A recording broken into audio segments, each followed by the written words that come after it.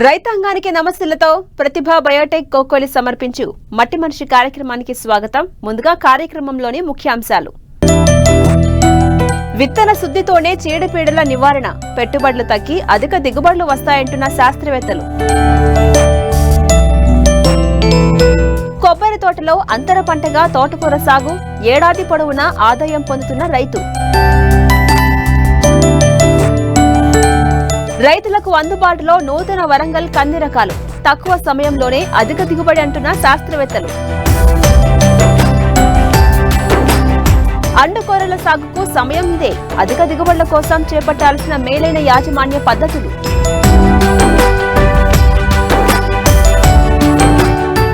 పంటల్లో అధిక దిగుబడిని సాధించాలంటే నాణ్యమైన విత్తనం ఎంపిక కీలకం. అయితే పంటల సాగులో రైతులు చాలా వరకు చీడపీడల నివారణకు అధిక ఖర్చు పెడుతుంటారు. కానీ నివారణ కంటే నిరోధమే మేలని మనందరికీ తెలుసు. అయితే చీడపీడలు ఆశించాక పురుగు మందులు పిచికారీ చేసి అనవసరమైన ఖర్చులు పెంచుకోవడం కంటే పంట విత్తే ముందే విత్తన శుద్ధి చేసుకోవడం ద్వారా పంట తొలి దశలో వచ్చే చీడపీడలను తక్కువ ఖర్చుతో నివారించవచ్చు. ప్రస్తుతం ఖరీఫ్ సాగుకు సిద్ధమవుతున్న రైతులు వివిధ రకాల పంటల్లో విత్తన శుద్ధి ఎలా చేసుకోవాలో తెలియజేస్తున్నారు జమ్మికుంట కృషి విజ్ఞాన కేంద్రం శాస్త్రవేత్త శ్రీనివాస్ రెడ్డి.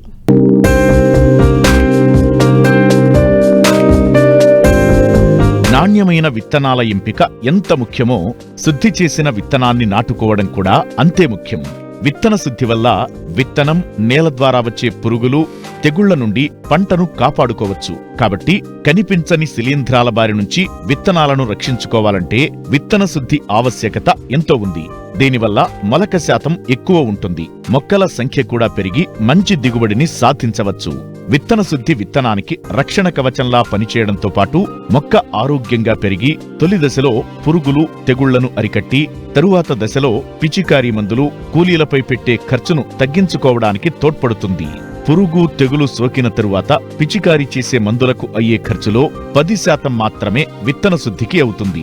విత్తన శుద్ధి చేసేటప్పుడు ముందుగా కీటకనాశిని మందులతో శుద్ధి చేసి తరువాత నీడలో ఆరబెట్టి శిలీంధ్రనాశిని మందులతో శుద్ధి చేసి చివరిగా జీవరసాయన మందులు లేదా జీవన ఎరువులతో విత్తన శుద్ధి చేసుకుని నీడలో ఆరబెట్టి విత్తుకోవాలని సూచిస్తున్నారు కరీంనగర్ జిల్లా జమ్మికుంట కృషి విజ్ఞాన కేంద్రం శాస్త్రవేత్త శ్రీనివాసరెడ్డి.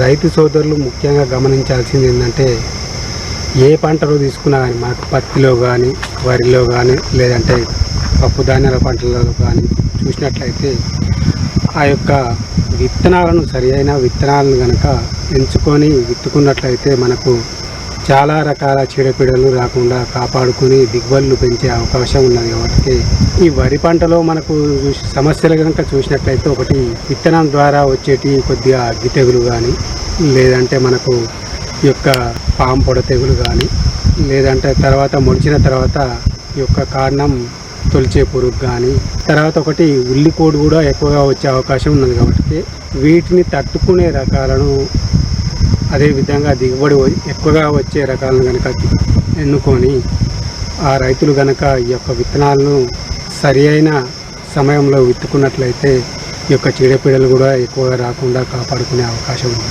దాంట్లో వరి విత్తనాలను కనుక ఎకరానికి ఒక 25 కిలోలను తీసుకొని వాటిని నానబోసేటప్పుడు ఒకసారి విత్తన శుద్ధి తప్పనిసరిగా చేసుకోవాలి.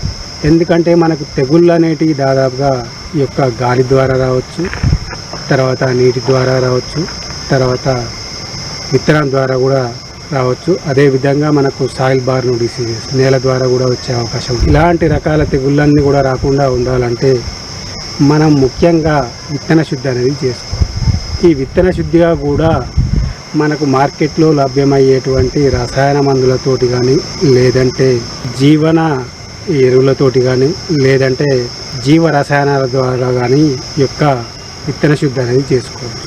ముందుగా మనకు ఈ యొక్క రసాయన మందులు కనుక చూసినట్లయితే కార్బెండిజం మరియు మ్యాంకోజిబ్ కలిసినటువంటి ఈ యొక్క సాఫ్ కానీ, స్ప్రింట్ కానీ, లేదంటే బావిస్టిన్ కానీ, ఈ 3 మందులలో ఏదైనా కానీ విత్తనానికి పట్టించేటప్పుడు ఒక 2 గ్రాములు కనుక కిలో విత్తనానికి కనుక కలిపి విత్తన శుద్ధి చేసుకొని వడ్లు నానబోసేటప్పుడు ఒక 25 కిలోలు ఎకరానికి కనుక వాడినట్లయితే ఒక 50 గ్రాములు కనుక దాంట్లో నీళ్ళల్లోనే కలుపుకొని 24 గంటలు కనుక నానబోసి మండగట్టుకున్నట్లయితే ఈ యొక్క తెగుళ్ళను మనం విత్తనం ద్వారా రాకుండా ఒక నెల రోజుల వరకు అంటే నారు దశలో వరకు కూడా ఎలాంటి తెగుళ్ళను కూడా రాకుండా కాపాడుకునే అవకాశం.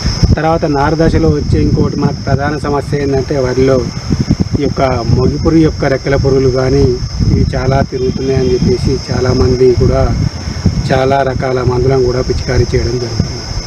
దానికి బదులుగా కనుక మనం చూసినట్లయితే ఈ యొక్క వేప నూనెను ఒక 5 ml లీటర్ నీటి కనుక కలిపి పిచికారీ చేసుకున్నా కానీ దీంతో పాటుగా కూడా అస్టాప్ పొడి ఎసిఫేట్ అనే మందును కూడా 1.5 గ్రాము లీటర్ నీటి కనుక కలిపి పిచికారీ చేసుకున్నట్లయితే వాటి యొక్క రెక్కల పురుగులను కానీ లేదంటే వాటి యొక్క గుడ్డు దశలను కానీ నాశనం చేసే అవకాశం ఉంది.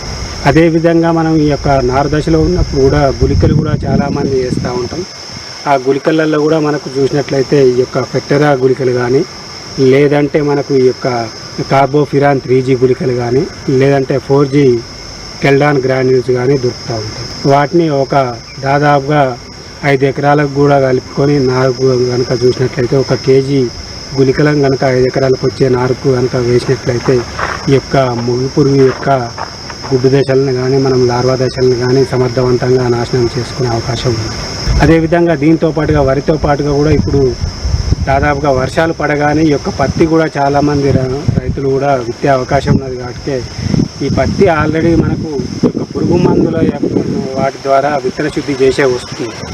కానీ మనకు ఈ యొక్క తెగుళ్ళు కూడా రాకుండా ఉండాలంటే ఆ యొక్క విత్తన శుద్ధి చేసిన పత్తి గింజలను కూడా మనము ఈ యొక్క సూడోమోనాస్ ఫ్లోరసెన్స్ అనే జీవన మందు రసాయన మందును అనగా ఒక 10 గ్రాములు 1 కిలో విత్తనానికి అంటే దాదాపుగా 2 ప్యాకెట్ల కనుక కలిపి విత్తన శుద్ధి చేసుకొని 1 రోజు నీడలో ఆరబెట్టుకొని కనుక విత్తినట్లయితే మనకి యొక్క తెగుళ్ళను కూడా పత్తిలో రాకుండా కాపాడుకునే అవకాశం ఉంది.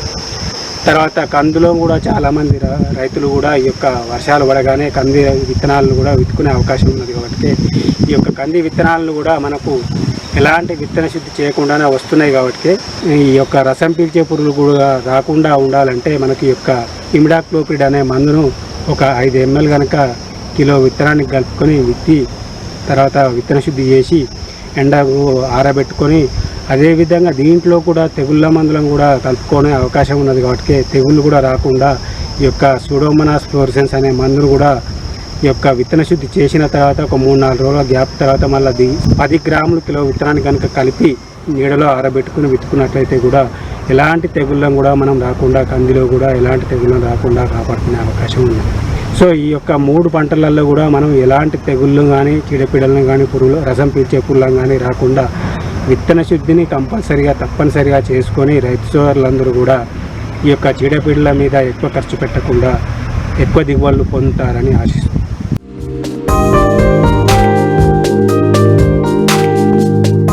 పోషకాహారంపై పెరిగిన అవగాహనతో ఆకుకూరల వినియోగం పెరిగింది. ఆకుకూరల్లో మనకు కావాల్సిన లవణాలు ఖనిజాలు పుష్కలంగా ఉంటాయి. అందుకే దపదపాలుగా ఆకుకూరలు విత్తుకుంటూ ఏడాది పొడవునా ఆదాయాన్ని తీసుకుంటూ లాభాల బాటలో పయనిస్తున్నారు పశ్చిమ గోదావరి జిల్లాకు చెందిన ఓ రైతు.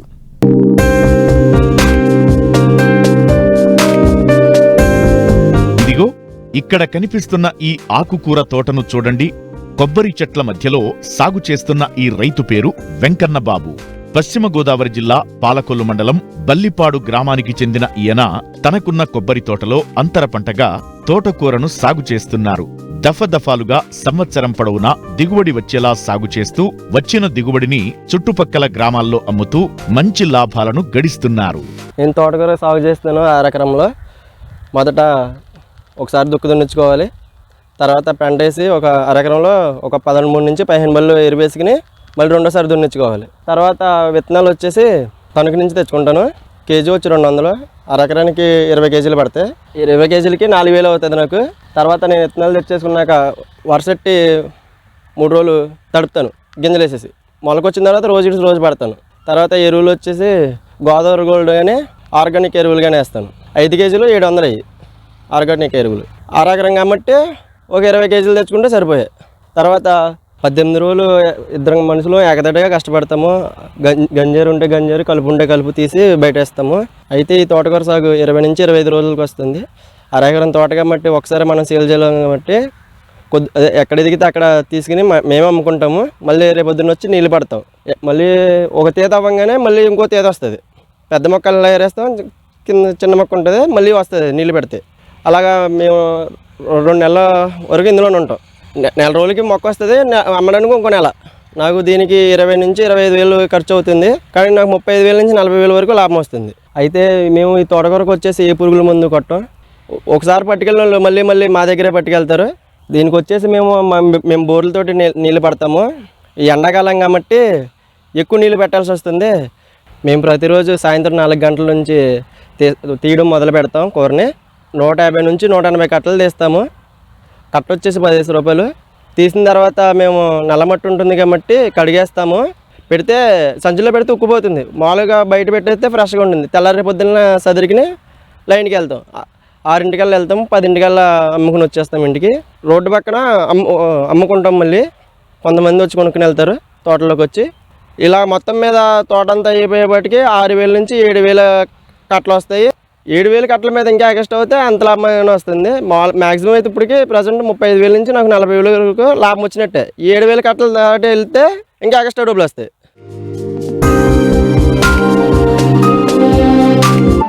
అపరాల పంటల్లో ముఖ్యమైన పంట కంది.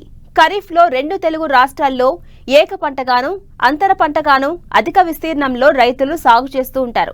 ముఖ్యంగా తెలంగాణ ప్రాంతంలో జూన్ నుండి జూలై 15 వరకు ఖరీఫ్ కందిని విత్తుకోవచ్చు. అయితే ఖరీఫ్ సాగుకు అనువైన మధ్య స్వల్పకాలిక నూతన కంది రకాలను వరంగల్ ప్రాంతీయ వ్యవసాయ పరిశోధన స్థానం వారు రూపొందించి రైతులకు అందుబాటులో ఉంచారు. వాటి గుణగణాలేంటో ఇప్పుడు చూద్దాం.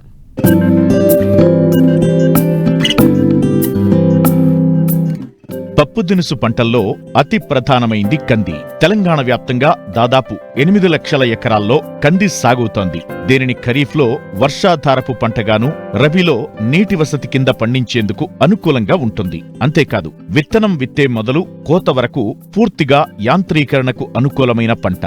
కందిని అన్ని రకాల నేలల్లో సాగు చేసుకోవచ్చు.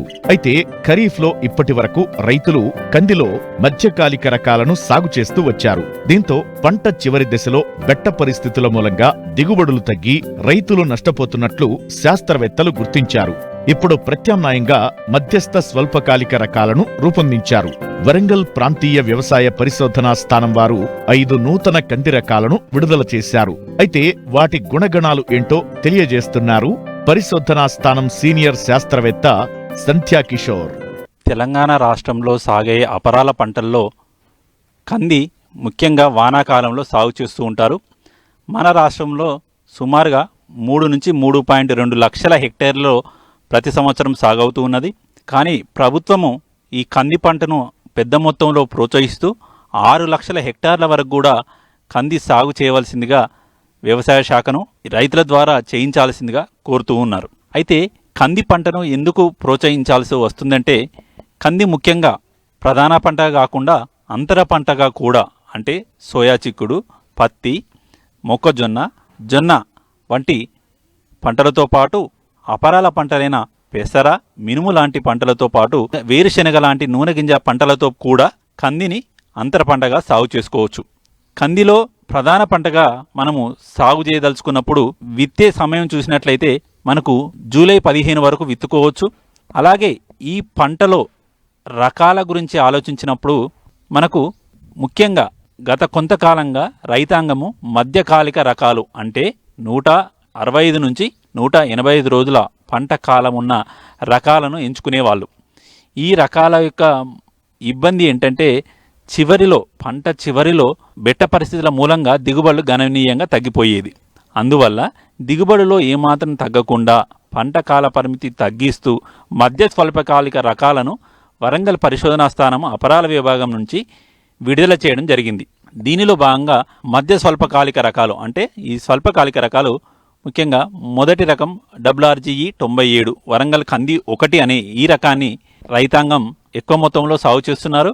ఈ రకం యొక్క విత్తన లభ్యత ప్రాంతీయ పరిశోధనా స్థానంలో అందుబాటులో ఉన్నది.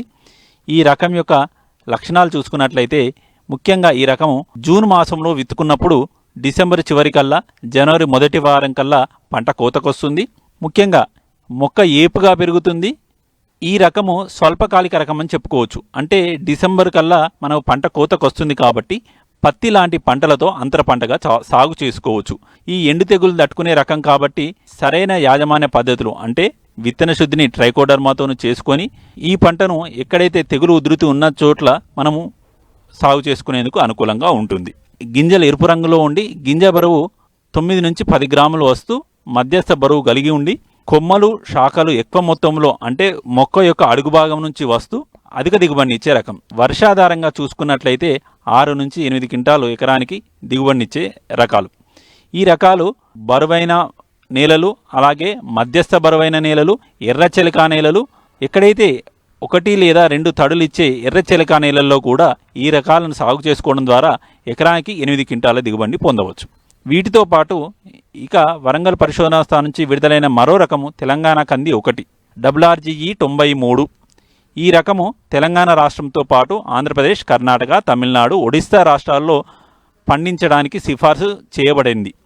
ఇది కేంద్ర విడుదల కమిటీ చేత విడుదల కాబడిన ఈ రకము కాలపరిమితి చూసుకున్నట్లయితే 155 నుంచి 165 రోజులు. ఎకరాకు 7 నుంచి 8 క్వింటాల దిగుబడి ఇచ్చే సామర్థ్యం ఉన్న రకం.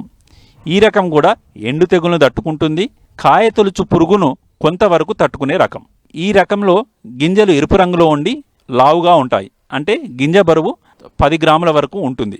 కొమ్మలు ఎక్కువ మొత్తంలో వచ్చి అధిక దిగుబడినిచ్చే ఈ రకాన్ని కూడా రైతు సోదరులు సాగు చేసుకోవడానికి అనుకూలమైన రకం. ఇక వరంగల్ పరిశోధనా స్థానం నుంచి విడుదల కాబడిన ఇంకొక రకము తెలంగాణ కంది 2 WRGE 121 అని పిలువబడే ఈ రకము పంట కాలం చూసుకున్నట్లయితే 150 నుంచి 160 రోజులు. ఎండు తెగులను, ఎర్రి తెగులను కొంతవరకు తట్టుకుంటుంది. అలాగే శాఖలు ఎక్కువ మొత్తంలో వచ్చి కాయలు గుత్తులు గుత్తులుగా ఉండి బరువైన గింజలు కలిగి ఉండే రకము అధిక దిగుబడినిచ్చే రకం. ఈ రకం కూడా మనకు ఎకరానికి 8 నుంచి 10 క్వింటాల దిగుబడిని ఇచ్చే సామర్థ్యం ఉన్న రకం. ఈ రకాలన్నీ కూడా మధ్య స్వల్పకాలిక రకాలు. నీటి వసతి ఉన్న ప్రాంతాల్లో ప్రధాన పంటగా పండించుకునే రైతులు ఈ మధ్యకాలిక రకాలను కూడా ఎంచుకోవచ్చు. దీనిలో ముఖ్యంగా కొత్త రకం చూసినట్లయితే వరంగల్ కంది 2 WRG 255 అనే రకము రైతుల్లో బాగా ప్రాచుర్యం పొందింది. ఈ రకము కొమ్మలు చివరి నుంచి కొమ్మలు మొక్క అడుగు భాగం నుంచి వస్తూ శాఖలు చాలా పొడవుగా కాయలు గుత్తులు గుత్తులుగా ఉండి అధిక దిగుబడినిచ్చే రకం. ఈ రకము ఎండు తెగులను సమర్థవంతంగా తట్టుకుంటుంది. ఎకరాకు 10 నుంచి 12 క్వింటాలు దిగుబడినిచ్చే సామర్థ్యం ఉన్న రకం. ఈ రకాలతో పాటు వరంగల్ పరిశోధన స్థానం నుంచి విడుదల కాబడిన ఇంకొక రకము WRG 65 రుద్రేశ్వర అని పిలువబడే ఈ రకము పంట కాలము 165 నుంచి 180 రోజులు. ఎర్రగింజ రకము. కాయలు శాఖలు పెద్ద మొత్తంలో ఉండి చాలా పొడవైన శాఖలు కలిగి ఎండు తెగులను అలాగే కాయతొలుచు పురుగులను కొంతవరకు తట్టుకునే ఉండే రకాలు. ఈ రకము కూడా గింజ నాణ్యంగా ఉండి ఎరుపు రంగులో ఉండే 8 నుంచి 10 క్వింటాలు దిగుబడినిచ్చే సామర్థ్యం ఉన్న రకం. ఇలా సరైన రకాలను ఎంచుకొని సరైన యాజమాన్య పద్ధతులు పాటించినప్పుడు మనము కందిలో ఎకరాకు 8 నుంచి 10 క్వింటాల వరకు కూడా దిగుబడిని పొందవచ్చు.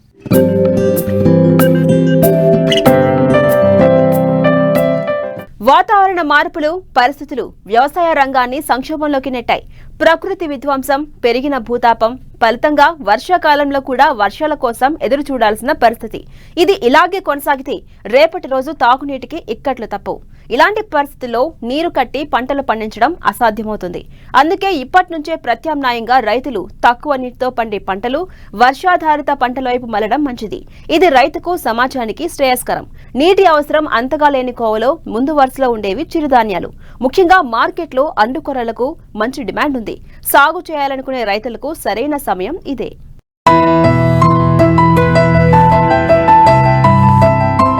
అండుకొర్ర ప్రాచీన అరుదైన భారతదేశ ఆహార పంట. స్థానిక వన్య పంటల నుంచి రూపొందిందని ఆధారాలు తెలుపుతున్నాయి. తక్కువ నీటి లభ్యత కలిగిన సారం లేని నేలల్లో సాగు చేస్తారు. వాతావరణ మార్పుల సంక్షోభాన్ని తట్టుకుని దిగుబడులనిస్తుంది. వీటిలో పోషకాలు ఎక్కువగా ఉంటాయి. గ్రామీణ పేదల్లో ఉన్న పోషక లోపాలను, పట్టణ నగర ప్రజల్లో ఉన్న జీవనశైలి వ్యాధులకు అండుకొర్ర ఒక చక్కని పరిష్కారం.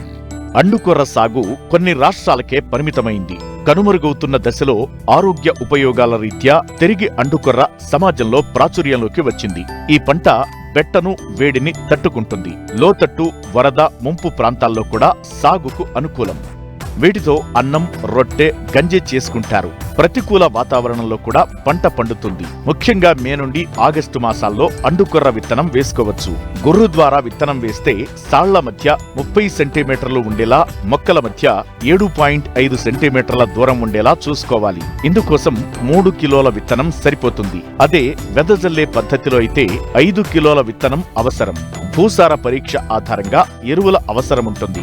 ఎకరాకి 4 టన్నుల పశువుల ఎరువును ఆఖరి దుక్కిలో వేయాలి. 8 కిలోల చొప్పున నత్రజని, భాస్వరం ఎరువులను విత్తేటప్పుడు వేయాలి. విత్తిన 25 నుంచి 30 రోజుల తరువాత మరో 8 కిలోల నత్రజనిని పైపాటుగా వేయాలి. అండుకొర్రను ఏక పంటగా, మిశ్రమ పంటగాను సాగు చేసుకోవచ్చు. అండుకొర్ర స్వల్పకాలిక పంట. విత్తిన 75 నుంచి 85 రోజుల్లో కోతకు వస్తుంది. ఎకరాకు సగటున 7 నుండి 8 క్వింటాల ధాన్యం దిగుబడితో పాటు 4 టన్నుల ఎండు చొప్ప దిగుబడి వస్తుంది. అండుకొర్ర ధాన్యం నుండి కింటాకు కేవలం 40 నుండి 45 కిలోల బియ్యం మాత్రమే వస్తాయి. అండుకొర్ర విత్తనం కావాలనుకునే రైతులు నంద్యాల ప్రాంతీయ వ్యవసాయ పరిశోధనా స్థానంలో సంప్రదించవచ్చు.